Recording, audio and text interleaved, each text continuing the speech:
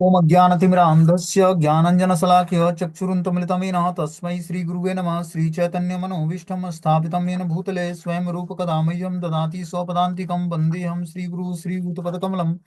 श्रीगुरून् वैष्णवाचं श्रीरूपं साग्रजातं सगणरघुनाथान्वितं तं सजीवं साद्वैतं सावधूतं परिजनसहितं कृष्णचैतन्यदेवं श्रीराधाकृष्णपादान् सगणललिता श्रीविशाखान्विताश्च नित्यानंदम नमस्तुभ्यं प्रेमानंद प्रदायते कलौ कलमस्य नाशाय जानवे नमः। नमो महावदन्याय कृष्ण प्रेम प्रदायते कृष्णाय कृष्ण चैतन्य नामिने गौरद्विष नमः।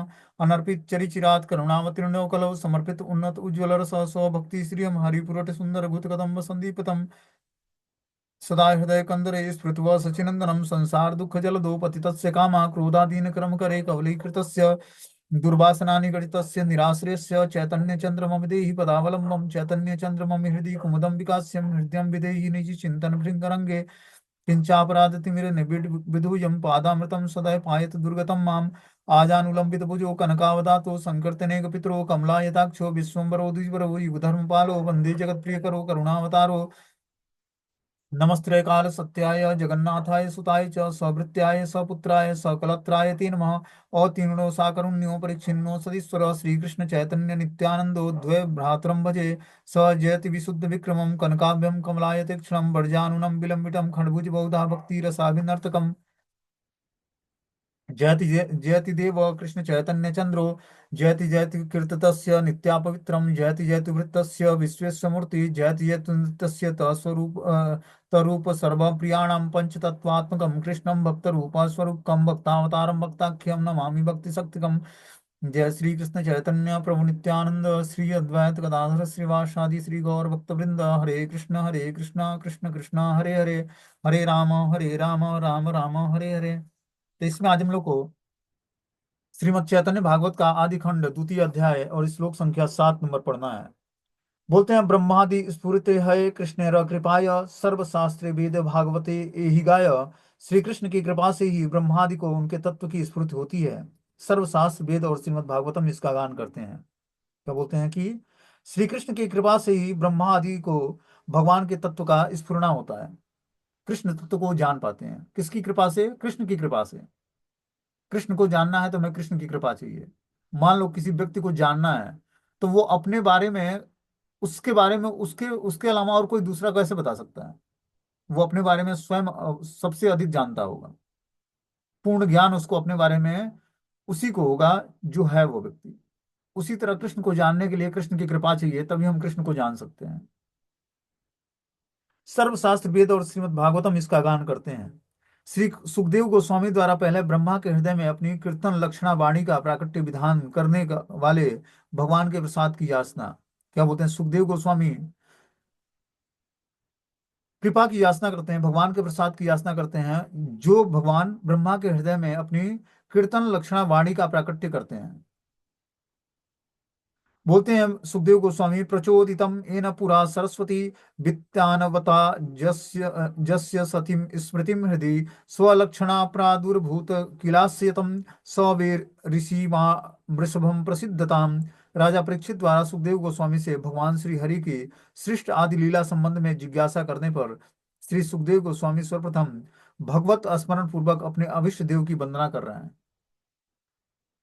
जब परीक्षित महाराज सुखदेव गोस्वामी से सृष्ट आदि की लीलाओं का जो भगवान सृष्ट करते हैं हरि, उनकी लीलाओं से संबंधित जब जिज्ञासा करते हैं तो सुखदेव गोस्वामी सर्वप्रथम भगवत स्मरण पूर्वक अपने अभिष्ट देव की वंदना करते हैं पहले। अनुवाद में लिखते हैं कि पहले कल्प के प्रारंभ में जिन्होंने ब्रह्मा के हृदय में सृष्टि के विषय में स्मृति शक्ति प्रकाशित की थी और जिनकी प्रेरणा से श्री कृष्ण भजन प्रदर्शन करने वाली वेदात्मिका वाणी उस ब्रह्मा के मुख से प्रादुर्भूत हुई थी, वही सर्वश्रेष्ठ ज्ञान प्रदाता भगवान श्री कृष्ण मेरे प्रति प्रसन्न हो। ये सुखदेव गोस्वामी पहले प्रार्थना करते हैं। जब परीक्षित महाराज उनसे सृष्ट आदि लीलाओं के भगवान की जो सृष्टि करते हैं भगवान, उस लीलाओं का वर्णन सुनना चाहते हैं, पहले सुखदेव गोस्वामी उस भगवान की प्रार्थना करते हैं जो पहले कल्प के प्रारंभ में ब्रह्मा के हृदय में सृष्टि के विषय में स्मृति शक्ति प्रकाशित किया था। ब्रह्मा जी जब कमल नाल से प्रकट हुए तो चारों तरफ जो है कारण समुद्र का जल भरा हुआ था। उसमें भगवान की नाभि से कमल निकला और उस पर ब्रह्मा जी की उत्पत्ति हो गई। तो ब्रह्मा जी को पता नहीं लगा कि ये कमल पर मैं कैसे आ गया। वो कमल से प्रकट हुए थे, और भगवान किस कारण से मुझे प्रकट किए हैं इस कमल पर। तो कमल की डंडी पकड़ के नीचे उसका फाउंडेशन फाउंडेशन खोजते कि कहाँ से आखिर ये कमल कहाँ से प्रस्फुटित हुआ। इतने गंभीर जल में न पत्ता है न कुछ है, और ये कमल कहाँ से खिल गया ऊपर, और मैं कहाँ से उस पर आ गया। अब सोच लो, कोई व्यक्ति जो है, चारों तरफ जल भरा हो, दूर दूर तक कहीं समुद्र के बीच में एक कमल निकले, उस पर एक व्यक्ति बैठा हो, तो क्या सोचेगा कि कहाँ जाऊं इस पर। ठीक है ना। वही स्थिति ब्रह्मा जी की थी। तो ब्रह्मा जी परेशान थे कि क्या करूं मैं। वो कभी कमल की डंडी पकड़ के नीचे उतरते तो जल में आते, फिर ऊपर जाते, फिर नीचे आते, पूछते कि आखिर फाउंडेशन क्या है, और हमें करना क्या है, उद्देश्य क्या है हमारा। तो बता रहे कि हृदय में सृष्टि के विषय में स्मृति शक्ति प्रकाशित किया भगवान ने, और जिनकी प्रेरणा से श्री कृष्ण भजन प्रदर्शन करने वाली वेदात्मिका वाणी उस ब्रह्मा के मुख से प्रादुर्भूत हुई, वही सर्वश्रेष्ठ ज्ञान प्रदाता भगवान श्री कृष्ण मेरे प्रति प्रसन्न हो। तब जब वो परेशान थे, तो उनको त और ब तप सुनाई दिया।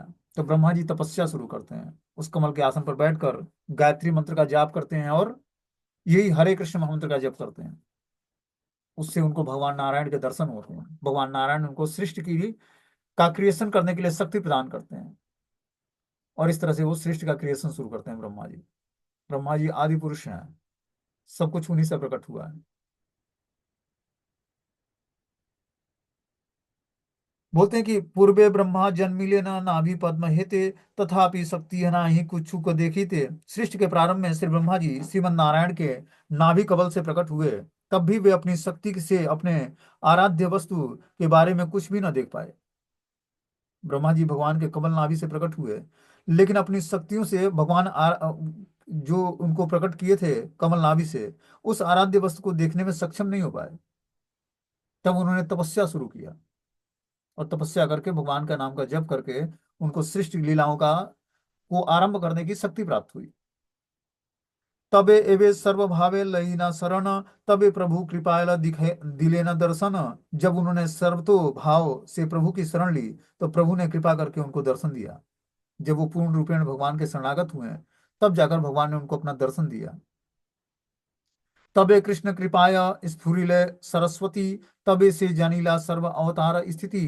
तत्पश्चात श्री कृष्ण की कृपा से सरस्वती की स्फूर्ति हुई, तब वे सर्व अवतार की स्थिति और तत्व जान पाए। जब तक कृष्ण की कृपा नहीं होगी, तब तक हम भगवान के किसी भी लीलाओं का कुछ जान नहीं सकते हैं। भगवान कृष्ण की कृपा हुई तो सरस्वती उनके उनके हृदय में जो है स्फुरित हुई, और फिर जाकर वो सर्व अवतार की स्थिति और तत्व को जान पाए। भगवान की सर्व अवतार जो लीलाएं हैं, भगवान के अवतार की लीलाएं हैं, और तत्व क्या है भगवान कृष्ण का, उसको वो जान पाए। बोलते हैं कि ब्रह्मा के 7 जन्मों की कथा महाभारत के शांति पर्व में दी हुई है। पहला जन्म है पाद पाद जन्म, जो नाभि कमल से जन्म होता है भगवान का। नाभि से जो भगवान के कमल प्रकट होता है, उससे जो जन्म लेते हैं। दूसरा है मानस जन्म, जो भगवान के मन से जन्म लेते हैं। चाक्षुष जन्म, जो आंखों से जन्म होता है। वाचिक जन्म, जो वाक्य से जन्म होता है। श्रवण जन्म, जो कान से जन्म होता है। नासिका जन्म, जो नाक से होता है। और अंडज जन्म, जो अंडे से जन्म होता है। ये 6 प्रकार के जन्म ब्रह्मा जी के होते हैं। पाद पाद जन्म में ब्रह्मा अपने नेत्रों को खोलने पर अपनी आराध्य वस्तु को न देख पाए। बाद में भगवान की शरण ग्रहण करने पर ही उनको भगवत दर्शन लाभ हुआ। इसीलिए ही श्रुति में कहा गया कि नए मात्मम प्रवचनेन लभ्यो न वेदसा, न बहुना श्रुतेन, मय वेशम वृणुत तेन, लभ्यस्त येषाम आत्मा विवृणुते तनु स्वाम।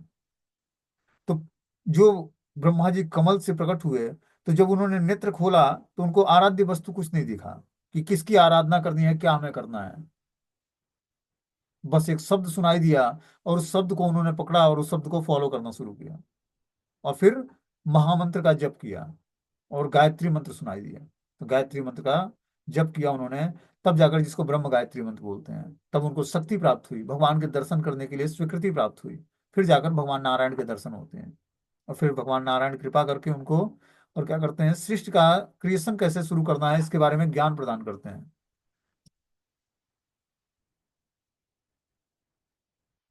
बोलते हैं सर्वशक्तिमान कृष्ण द्वारा अपनी औदारी लीला प्रकाश करके ब्रह्मा में स्वस्वरूप दर्शन और शब्द प्रकाश करने की शक्ति संचार करने के बाद, ब्रह्मा के कंठ देश में ओम और अर्थ अथ दो शब्द प्रकाशित हुआ। उससे वे आरोहवाद के बदले में अवरोहवाद अर्थात सच्चिदानंद विग्रह श्री भगवान के विभिन्न नित्य चिद वैचिन्यमय विलास और असीम कृपा प्रकाश पूर्वक प्रपंच में अवतरण लीला को जान पाए। तो उनके हृदय में जो है पहले क्या उत्पन्न हुआ, ओम शब्द का प्राकट्य हुआ। जब ओम शब्द का प्राकट्य हुआ ब्रह्मा जी, तो उस ओम जो गायत्री मंत्र का ओंकार अक्षर है उसका जाप करते हैं। फिर भगवान के सच्चिदानंद विग्रह श्री भगवान के नित्य वैचिन्यमय विलास और असीम कृपा प्रकाश पूर्वक अवतार लीलाओं के दर्शन होते हैं उनको। तेने ब्रह्म हृदय यो आदि कवय वाक्य में भी यही कथा उल्लिखित है कि कृष्ण कृपा रूपी सम्मुखरिता वीर्यवती कृष्ण कीर्तन सरस्वती को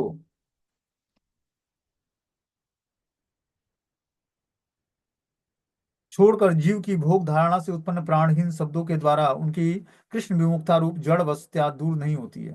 कि जब व्यक्ति के अंदर भगवान की कृपा से माता सरस्वती के द्वारा जब ज्ञान दिया जाता है, साधु मुख से वह उच्चारित कृष्ण रूपी कृपा को सुनता है, तब उसके हृदय में जो है कृष्ण कीर्तन की रूपी सरस्वती जो है निवास करती है। और वो क्या करती हैं, उनके हृदय में कृष्ण रूपी जो सरस्वती निवास करती हैं, तो जीव भोग धारणाओं से उत्पन्न प्राणहीन शब्दों के द्वारा उसकी कृष्ण विमुखता दूर होती है। और तब जाकर वो भगवान की भक्ति को स्वीकार करता है। बोलते हैं, हे ने कृष्ण चंद्रेर दुर्गे अवतार तान कृपा बिनुकार शक्ति जानिवार। श्री कृष्ण चंद्र के अवतार तत्व को समझना अत्यंत अत्यंत कठिन है। उनकी कृपा के बिना जानने की किसकी शक्ति है।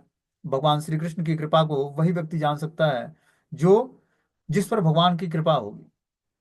बिना भगवत कृपा के हम भगवान के तत्व को और भगवान की कृपा को जान नहीं सकते हैं। बोलते हैं, श्री कृष्ण की लीला अक्षज ज्ञान में मत व्यक्तियों के लिए सर्वोत भावेन से दुर्जेय है। जो श्री कृष्ण की भगवान की लीला है, जो अक्षय ज्ञान है, अक्षज ज्ञान जो भौतिक ज्ञान है, उसमें मत मत व्यक्ति के लिए सर्वोत भावेन दुर्जेय है। उसके लिए ये ज्ञान नहीं है जो भौतिक ज्ञान में डूबा हुआ है, जो भौतिक वस्तुओं के प्रति आकर्षित है। इसीलिए हमें दिव्य ज्ञान सीखना पड़ेगा, तब हम जाकर कृष्ण तत्व को जान पाएंगे।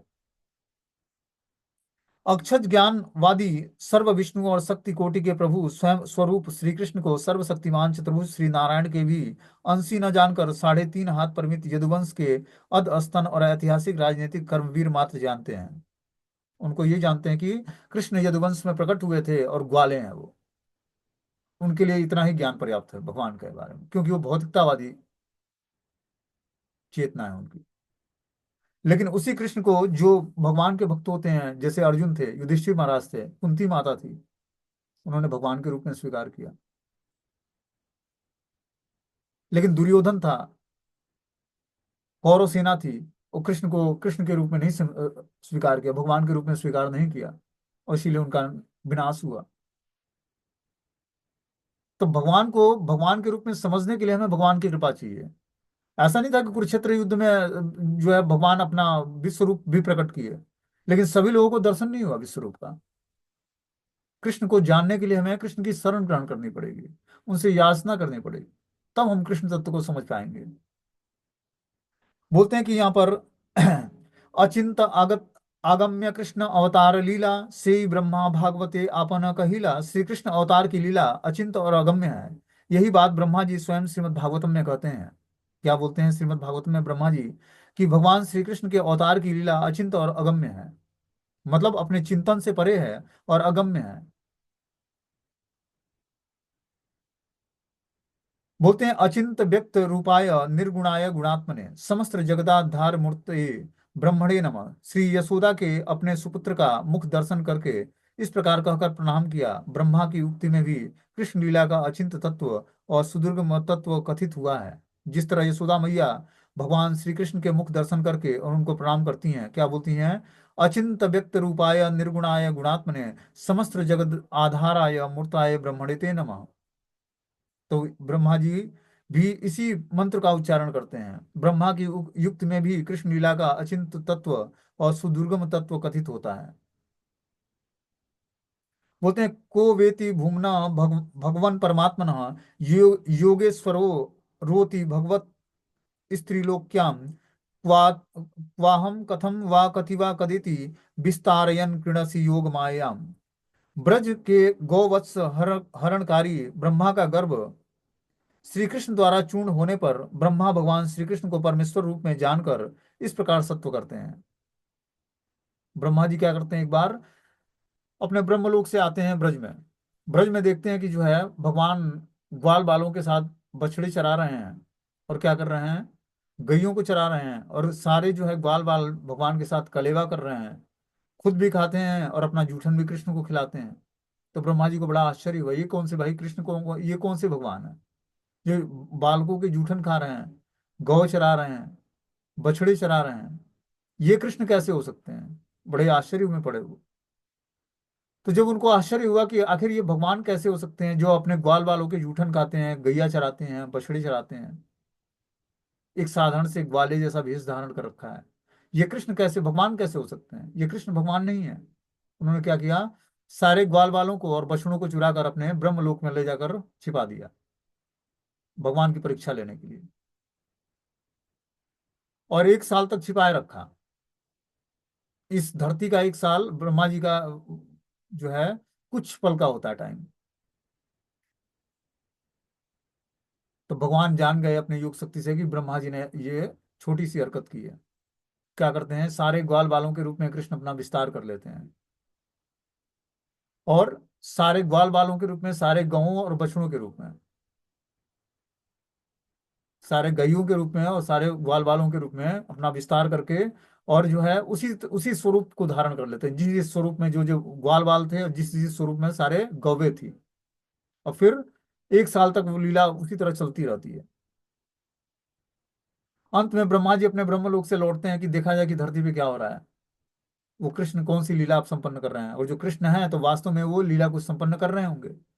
आकर देखते हैं कि जो है, जो हमने गौओं बछड़ों को चुराया था, ग्वाल बालों को, वो सब एज इट इज धरती पे भी हैं, ब्रज में भी हैं। बड़े आश्चर्य में पड़े कि हमने तो सारे ग्वाल बालों को और कृष्ण को मतलब सारे ग्वाल बालों को और गैयों को जो है ले जाकर ब्रह्मलोक में रखा था, यहाँ पर कैसे हैं वो।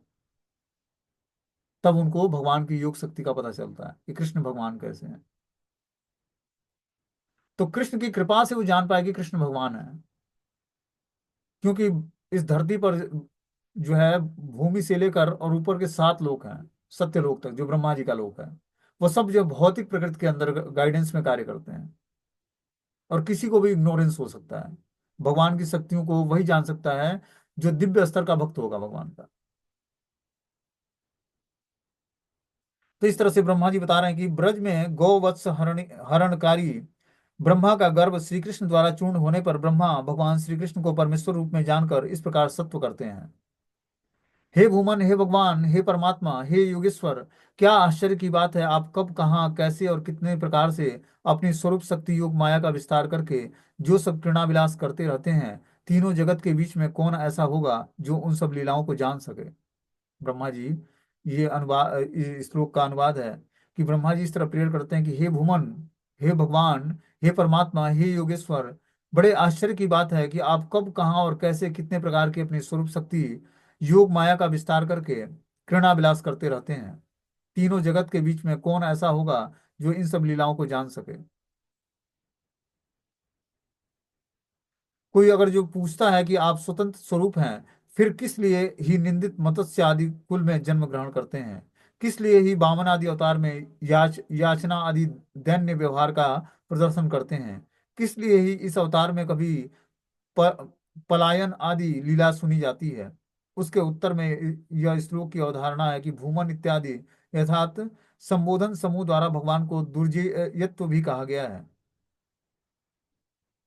बोलते हैं भूमन शब्द से अपरिच्छिन्न भगवान, शब्द से सर्व ऐश्वर्य युक्त परमात्मन, शब्द से सर्वात अंतर्यामी या सर्व कारण स्वरूपम, योगेश्वर शब्द से स्वाभाविक योग शक्ति प्रभाव तथा सर्व काल व्यापक।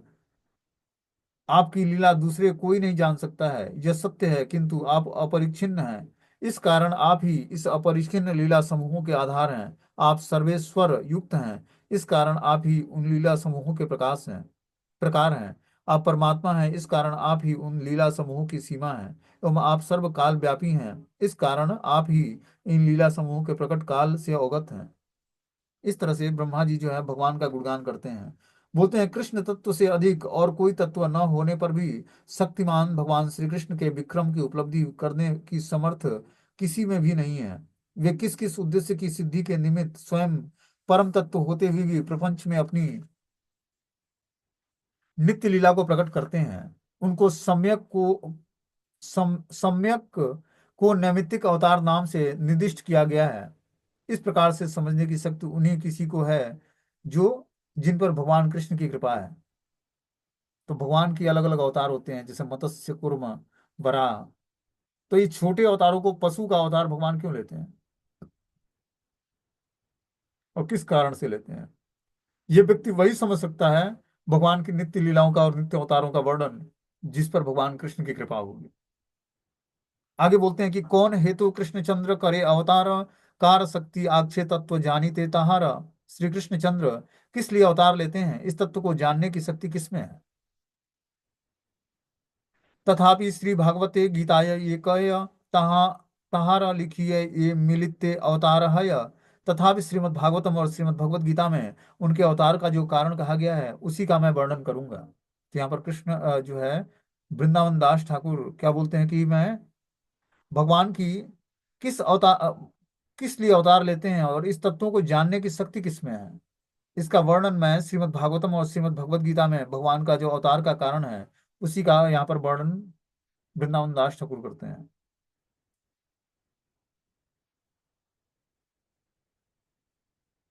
बोलते हैं कि यदा यदा ही धर्मस्य ग्लानिर्भवति भारत अभ्युत्थानम अधर्मस्य तदात्मानं सृजाम्यहम् परित्राणाय साधूनां विनाशाय च दुष्कृतां धर्म संस्थापनार्थाय संभवामि युगे युगे। ये चौदहवें चौथे अध्याय का भगवद गीता का 7वां और 8वां श्लोक है कि यदा यदा ही धर्मस्य ग्लानिर्भवति भारत, जब जब धर्म की हानि होती है, हे भरतवंशी अर्जुन, जब जब धर्म की ग्लानि होती है और अधर्म की वृद्धि होती है, तब तक मैं अब अपने को प्रकटित करता हूँ, अर्थात जगत में अवतीर्ण या आविर्भूत होता हूँ। भगवान का अवतार का मात्र एक कारण क्या है, जब धर्म की ग्लानि होती है और अधर्म की वृद्धि होती है तब भगवान प्रकट होते हैं। बोलते हैं श्रीमद् भागवतम के 9वें स्कंद के 24वें अध्याय के 56वें श्लोक में परीक्षित के प्रति सुखदेव गोस्वामी की उक्ति क्या है कि परीक्षित महाराज को सुखदेव गोस्वामी बोलते हैं कि यदा यदा ही धर्मस्य क्षयो वृद्धस्य पाप्नः तदा तु भगवानी स आत्मानं सृजते हरि। मैं आत्मा को सृष्टि करता हूँ और अर्थात आसुरी मोहिनी माया द्वारा अपने को सृष्ट पदार्थ की तरह दिखाता रहता हूँ। आगे इसमें बोलते हैं कि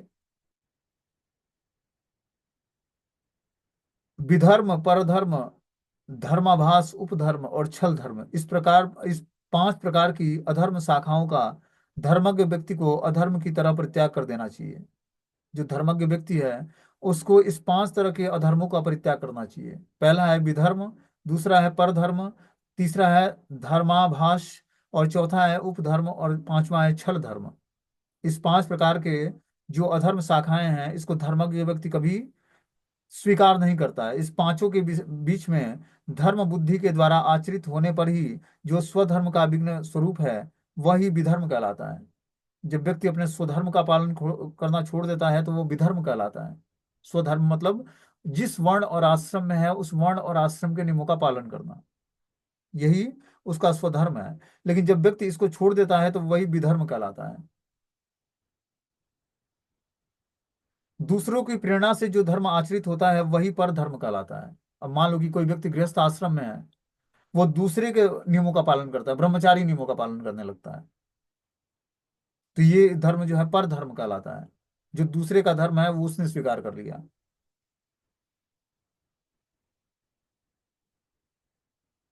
बोलते हैं वही पर धर्म पाखंडाचार या दंभ युक्त धर्म ही उपधर्म कहलाता है। यह विप्रलिप्सा भावना से धर्म शब्द की अन्य प्रकार व्याख्या करने पर जो स्थापित होता है अथवा जो धर्म शब्द मात्र धारण करती है वही छल धर्म है। मनुष्य को अपनी इच्छा से जो भी करने हैं वह वही धर्माभास है। ये सब आश्रम धर्म से पृथक है। तो जो व्यक्ति अपने मनोकल्पना के अनुसार जो इच्छाएं करता है और उस हिसाब से जो धर्म प्रदर्शित करता है वो धर्माभास कहलाता है। स्वभाव विहित धर्म किसी को भी शांति प्रदानकारी नहीं होता है। इस स्वभाव से उत्पन्न जो धर्म हुआ उसी को हम फॉलो करना शुरू करते हैं। वो व्यक्ति को शांति प्रदान नहीं करता है। शांति वही धर्म पालन करना हमें शांति प्रदान करेगा जो शास्त्रों में विहित है, वर्णन है। उसको जब हम फॉलो करेंगे तब जाकर हमारे जीवन में शांति आएगी। बोलते हैं मेरे आविर्भाव का यही मात्र नियम है कि मैं इच्छानुसार प्रकट होता हूँ, अपनी इच्छा होने से ही मैं अवतीर्ण होता हूँ, और जब जब भी धर्म की ग्लानि और अधर्म की वृद्धि होती है, तब तब मैं अपनी इच्छा से आविर्भूत होता हूँ। मेरी जगत व्यापार को निर्वाह करने की सब विधि अनादि है, किंतु कालक्रम में जब यह विधि किसी अज्ञात कारणवश विगुण हो जाती है, तभी काल दोष के क्रम में से अधर्म प्रबल हो उठता है। उस दोष के निवारण में मुझको छोड़कर कोई समर्थ नहीं होता है। इसलिए मैं अपनी चिद शक्ति के सहयोग से प्रपंच में उदित होकर इस धर्म ग्लानि को दूर करता हूँ। तो भगवान के प्राकट्य का मेन कारण बता रहे हैं भगवान खुद ही, कि मेरे आविर्भाव का यही मात्र नियम है कि मैं इच्छानुसार प्रकट होता हूँ। मैं स्वतंत्र हूँ और अपनी इच्छा से मैं प्रकट होता हूँ। जब जब धर्म का हरासमेंट होता है और अधर्म की वृद्धि होती है, तब तब मैं अपनी इच्छा से आविर्भूत होता हूँ। मेरी जगत व्यवहार को निर्वाह करने की सब विधि अनादि है। जो भगवान इस जगत में अपना निर्वाह करते हैं, अपने को प्रकट करते हैं, तो उसकी विधि जो है अनादि है। किंतु काल क्रम में जब यह विधि किसी अज्ञात कारणवश विगुण हो जाती है, तब भी काल दोष के क्रम में अधर्म प्रबल हो उठता है। उस दोष के निवारण में मुझको छोड़कर कोई और समर्थ नहीं है। कि जो काल दोष के क्रम में जो अधर्म प्रबल होता है, उस दोष का निवारण भी भगवान को छोड़कर और कोई उसको समर्थ नहीं है जो उसको वो कर सके, ठीक कर सके। इसलिए मैं अपनी चित्त शक्ति के सहयोग से प्रपंच में उदित होकर इस धर्म ग्लानि को दूर करता हूँ। इस भारत भूमि में मेरा जो उदय दिखाई देता है, वही वही नहीं अपितु मैं देव तिर्यक आदि समस्त राज्यों में भी प्रयोजन के अनुसार इच्छा पूर्वक उदित होता हूँ। ऐसा नहीं भगवान बस भारत भूमि में ही जन्म लेते हैं, देवताओं के बीच में भी भगवान उदित होते हैं। क्या करने के लिए? देव तिर्यक आदि समस्त राज्यों का प्रयोजन पूरा करने के लिए, वो इच्छा पूर्ति करने के लिए वो वहां पर भी प्रकट होते हैं, देवलोक में भी। मलेच्छु तथा अन्यजों के राज्य में जो उदित नहीं होता, ऐसा मत मन में मत सोचना। वे ही सब सोच पुरुष जितने परिणाम में धर्म को वो स्वधर्म समझकर स्वीकार करते हैं, उनकी भी ग्लानि होने पर उनके बीच सकत्यावेश अवतार ग्रहण करके मैं उनके धर्म की रक्षा करता हूँ। किंतु इस भारत भूमि में वर्णाश्रम धर्म से संबंधित स्वधर्म सुंदर भाव से आचरित होता है। इसलिए ही इस देश को में रहने वाले अपनी सारी प्रजा का धर्म संस्थापन करने के लिए मैं अधिकतर यत्न करता हूँ। क्या बोलते हैं, भारत भूमि में जो है व्यक्ति वर्ण और आश्रम के नियमों का दृढ़ता से पालन करता है। मतलब वो मनुष्य जीवन में जो मनुष्य जीवन के नियम बताए गए हैं, वर्ण और आश्रम के अनुसार कर्तव्य करना, उस कर्तव्यों को अच्छे तरीके से करता है। इसलिए भगवान जो है बोलते हैं कि इस भारत भूमि में मात्र जन्म लेने का उद्देश्य क्या है, क्या कारण है कि मैं भारत भूमि में जन्म लेता हूँ, प्रकट होता हूँ। तो इसका मात्र एक उद्देश्य है कि सभी व्यक्ति जो है धर्म के नियमों का पालन करते हैं। ठीक है ना? वर्ण और आश्रम में अपने को स्थापित रखते हैं। इसीलिए बता रहे हैं कि इसलिए ही इस देश में रहने वाली अपनी सारी प्रजा का धर्म संस्थापन करने के लिए मैं अधिकतर यत्न करता हूँ। इसलिए युगा अवतार और अंशा अवतार आदि जितने भी रमणीय अवतार हैं, वे इस भारत भूमि में ही दिखाई पड़ते हैं। जहाँ पर वर्णाश्रम धर्म नहीं है, वहां पर निष्काम कर्मयोग, तत्साधन ज्ञान योग, चरम फल रूप भक्ति योग ठीक प्रकार से आचरित नहीं हो पाता है। तब जो अंत्यजों के बीच में कुछ परिणाम में भक्ति उदित हो देखी जाती है, उसे भगवत कृपा जनित आकस्मिक रूप में जानना चाहिए। तो जहां पर भगवान स्वयं प्रकट नहीं होते, वहां पर भगवान का जो है अलग अलग स्वरूप प्रकट होता है, युगा अवतार और अंशा अवतार। और जितने जितने रमणीय अवतार हैं, ये सब भारत भूमि में दिखाई पड़ते हैं। वहां पर भगवान निष्काम कर्म योग, तत्साधन ज्ञान योग, चरम फल युक्त भक्ति योग का आचरण नहीं होता है। तब भगवान अंत्यजों के बीच कुछ परिणाम में भक्ति उदित देख करते हैं, और इस तरह से भगवत कृपा जनित आकस्मिक रूप भगवान का दिखता है। तो भगवान के प्राकट्य का मात्र एक कारण बता रहे हैं कि जो है इस भारत भूमि में सभी लोग वर्ण आश्रम के नियमों का पालन करते हैं, अपनी प्रिस्क्राइब ड्यूटी भी करते हैं और वर्ण आश्रम के नियमों का पालन करते हैं। इसलिए भगवान का प्राकट्य होता है यहाँ पर। और बता रहे हैं कि जो है साधुओं के परित्राण और असाधुओं के विनाश एवं धर्म संस्थापन के निमित्त मैं युग युग में प्रकट और अवतरित होता हूँ और मेरा आविर्भूत होता है। दुष्टों का दमन करने से भगवान निर्दयी हैं, ऐसी आशंका नहीं करनी चाहिए। यथा लालने ताड़ने मानु ना कारुण्य यथा ब्रके तद्देवं महेशस्य निर्यंतु गुण दोषेयो। अर्थात अपनी शिशु संतान के प्रति माता का लालन और ताड़ना व्यवहार जैसे आकारुण्य प्रकाश नहीं करता, अपितु उनके विपरीत स्नेह का ही परिचय हो देती है। उसी प्रकार गुण और दोष के नियंता परमेश्वर विष्णु द्वारा सुर पालन और असुर विनाश भी दया ही प्रदर्शित होती है। यही समझना चाहिए कि भगवान असुरों का वध करते हैं और देवताओं का रक्षण को संरक्षण प्रदान करते हैं। तो जिस तरह माता अपने पुत्र को कभी प्रताड़ित करती है और कभी प्रेम करती है, ठीक है ना, वो वात्सल्य भाव में दोनों की सेवा करती है। उसी तरह भगवान भी क्या करते हैं, असुरों को प्रताड़ित करते हैं और देवताओं को नरिशमेंट देते हैं। इसका उद्देश्य मात्र उनमें सुधार करना है। बोलते हैं यदि कहा जाए कि आप आपके भक्त राजर्षि या ब्रह्मर्षि वृंद भी तो धर्म हानि और अधर्म वृद्धि दूर करने में समर्थ होते हैं, इसलिए आपको अवतीर्ण होने की आवश्यकता क्या है, यह सत्य है। किंतु साधुओं का परित्राण, दुष्कृतियों का विनाश और धर्म का संस्थापन, ये तीनों कार्य दूसरे के लिए दुष्कर जानकर ही मैं आविर्भूत होता हूँ। भगवान का आविर्भाव का कारण क्या बता रहे हैं कि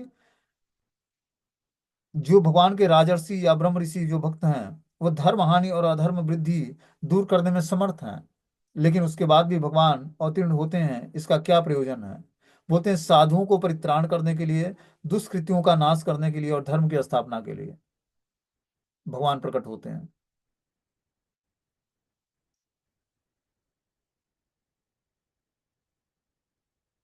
भक्तों का जो व्याकुलता रूपी दुख, उससे परित्राण दुष्कृतियों शब्द से मेरे भक्तों का क्लेश देने वाले तथा मुझको छोड़कर दूसरे के द्वारा अवध्य रावण, कंस और केसी आदि असुरों का धर्म संस्थापन शब्द से मेरा ध्यान अंजन परिचर्या संकीर्तन लक्षण युक्त परम धर्म को, जो मेरे अतिरिक्त किसी के द्वारा प्रवर्तित नहीं हो सकता है, उसका ठीक प्रकार से संस्थापन युगे युगे अर्थात प्रत्येक युग में या प्रतिकल्प में दुष्ट को दमन करने वाले भगवान में विषम की आशंका नहीं करनी चाहिए, क्योंकि भगवान के हाथों से निधन के परिणाम स्वरूप दुष्ट असुरों का भी अपने अपने दुष्कर्मों के फल स्वरूप नरक और संसार में परित्राण होने से उसके प्रति भगवान का निग्रह भी अनुग्रह रूप में ही निर्णित होता है कि भगवान किसी को असुरों को प्रताड़ित करते हैं तो लगता होगा कि जो है भगवान अनुग्रह नहीं किया इस पर, लेकिन ये निग्रह ही अनुग्रह है भगवान का।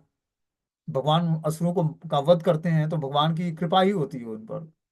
उस तरह वो अपने आसुरी लक्षणों से छुटकारा प्राप्त नहीं करेंगे, लेकिन भगवान के हाथों से जब उनका वध होता है तो वो धीरे धीरे अपने आसुरी लक्षणों को छोड़ देते हैं।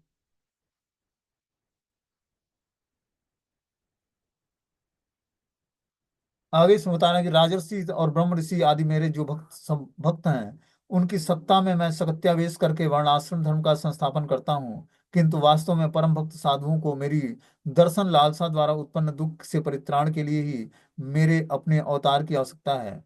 इसलिए युगावतार लेकर मैं इन दुखों के में साधुओं का परित्राण करता हूँ, दुष्कृति रावण कंस आदि का वध करके उनका उद्धार करता हूँ, एवं श्रवण कीर्तन आदि भक्ति प्रचार करके जीवों के नित्य स्वरूप का संस्थापन करता हूँ।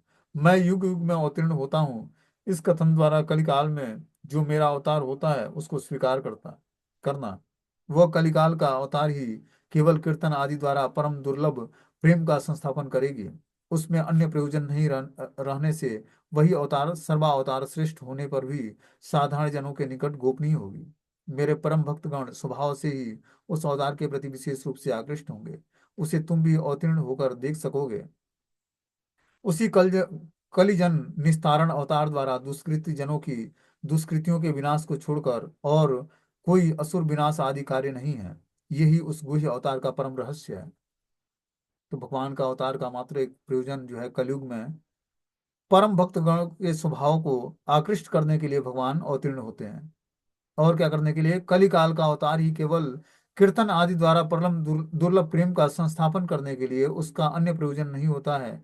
वही अवतार सर्वा अवतार श्रेष्ठ होने पर भी साधारण जनों के निकट गोपनीय होता है। तो भगवान गोपनीय रूप से प्रकट होते हैं क्या करने के लिए? संकीर्तन, जो परम दुर्लभ प्रेम है, कीर्तन के माध्यम से उस परम दुर्लभ प्रेम को प्रदान करने के लिए। आगे इसमें बता रहे हैं कि पर धर्म पराभव है एखने अधर्मेर प्रबला बाड़े दीने दीने साधु जन रक्षा दुष्ट विनाश कारणे ब्रह्मादि प्रभुर पाए के करे विज्ञापने तबे प्रभु युग धर्म स्थापन करीते संगोपांग अवतीर्ण है पृथ्वी आते। जब जब धर्म की हानि होती है और दिन प्रतिदिन अधर्म प्रबल होने लगता है, तब ब्रह्मादि देवता साधुओं की रक्षा और दुष्टों का विनाश करने के लिए प्रभु के चरणों में निवेदन करते हैं। जब इस धरती पर पाप कर्मों की प्रवृत्ति बढ़ती है, अधर्म की वृद्धि होती है और धर्म का हरासमेंट होता है, तब ब्रह्मादि देवता क्या करते हैं, सारे साधुगण भगवान से रक्षा करने के लिए प्रार्थना करते हैं और दुष्टों का विनाश करने के लिए प्रभु के चरणों में निवेदन करते हैं।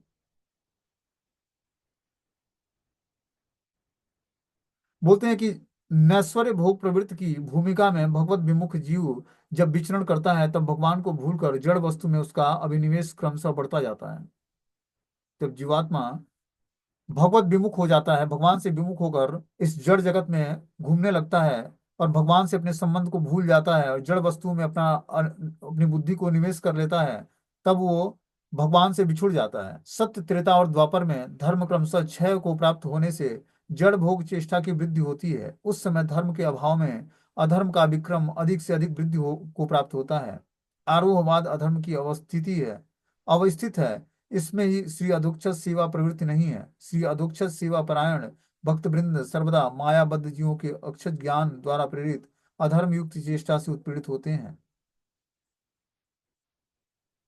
5 प्रकार की संपत्तियों से अपने आप को संपन्न और बलवान समझकर अपने नित्य कल्याण साधन के निमित्त अवतीर्ण सत्य वस्तु अधोक्षज पर हमेशा ही आक्रमण करने को तैयार रहते हैं। उस प्रकार आरोहवादी या अक्षज ज्ञानी की चेष्टा को स्तब्ध कराने के लिए एवं अधिरोहवादी के उत्क्रमण पथ की सहायता करने के उद्देश्य से ही असुर मोहिनी अविद्या के विनाशकारी अनंत वीर्यशाली वास्तव वास्तव सत्य स्वरूप श्री विष्णु अवतरित होते हैं। ब्रह्मा का इस प्रकार से आवेदन प्रत्येक युग में भगवत पाद पद्मों में उपस्थित होता है। जब सृष्टि में आसुरी शक्तियों का विनाश करने के लिए भगवान और पुनः धर्म की स्थापना करने के लिए ब्रह्मा जी उनसे प्रेयर करते हैं और ब्रह्मा जी के प्रेयर्स को सुनकर भगवान इस सृष्टि में अवतार होते हैं, अवतरित होते हैं। सृष्टिकर्ता अर्थात विधाता ब्रह्मा जगत के मंगल के लिए जब भगवान से अवतार लेने की प्रार्थना करते हैं, तभी नित्य प्रकटित वास्तविक सत्य वस्तु अपने अप्राकृतिक वैकुंठ धाम से अपने परिकरों के साथ प्रपंच में अवतीर्ण होते हैं। तत्कालीन मंगल विधान रूप युग धर्म का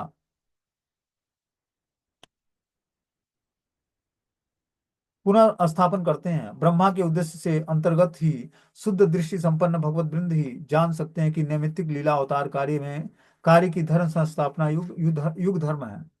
तो भगवान ब्रह्मा जी की प्रेयर्स को सुनकर ही अवतीर्ण होते हैं। बोलते हैं कलयुग धर्म है हरि संकीर्तन, एत अर्थे अवतीर्ण श्री सचिनंदन। कलयुग में हरि संकीर्तन ही धर्म है, इसी का स्थापन करने के लिए श्री सचिनंदन गौर हरि अवतीर्ण होते हैं। अब यहाँ से गौरांग महाप्रभु के अवतीर्ण होने की लीलाएं शुरू होती हैं कि कलयुग में भगवान किस लिए प्रकट होते हैं, उसका मुख्य प्रयोजन क्या है। संकीर्तन उद्देश्य, संकीर्तन का विस्तार करने के लिए भगवान चैतन्य महाप्रभु का प्राकट्य होता है। तो ठीक है ना, तो अब भगवान चैतन्य महाप्रभु के प्राकट्य की लीलाएं कल से क्लास में शुरू होगा। तो अभी मीटिंग क्लोज हो जाएगा।